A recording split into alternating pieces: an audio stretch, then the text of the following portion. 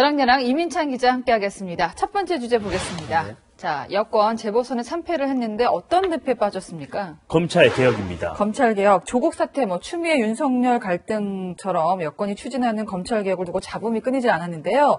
이번 선거 패배 요인이다 이런 얘기까지 나오고 있는데 이걸 두고도 또 논란이 일죠. 재보궐선거 이후에도 여권에서 검찰 개혁을 두고 갑론을박이 벌어지고 있습니다. 먼저 더불어민주당 2030 초선 의원들 목소리 들어보시죠.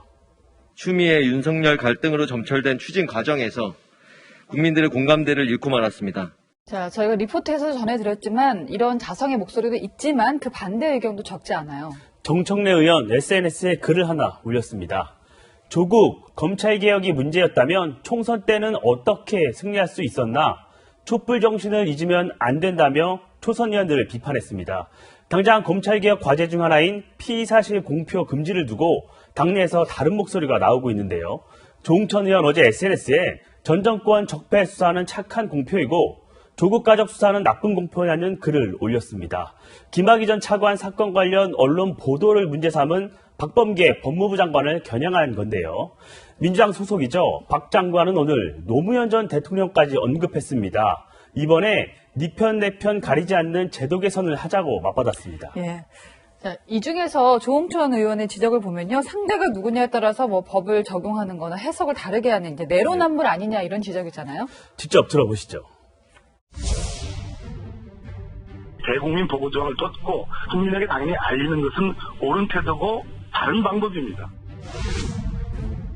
내밀한 내용들이 이렇게 버젓이 특정하게 특정 사건과 관련해서 보도된다는 것은 과연 우리 검찰을 위해서 바람직한 일인가?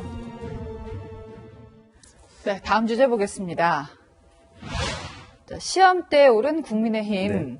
4.7 재보선 이후에도 개혁을 늦추지 않겠다면서 자세를 낮췄는데요. 좀 예상치 못한 논란들이 불거졌어요. 국민의힘 송원석 의원 얘기입니다. 재보선 개표 상황실에서 자신의 자리가 없다는 이유로 사무처 당직자에게 발길질을 하고 욕설을 했다는 사실이 알려졌습니다. 송 의원은 언행이 과도했다며 사과했지만 논란은 수그러들지 않고 있습니다. 국민의힘 홈페이지를 보면요. 민주당을 내로남불이라고 비판할 자격이 있냐?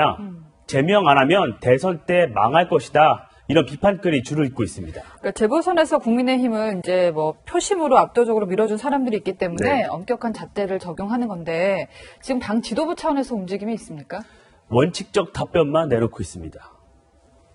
지금 경위나 사후 조치를 파악하고 있고 당헌 당규의 절차에 따라서 검토를 하고 있습니다.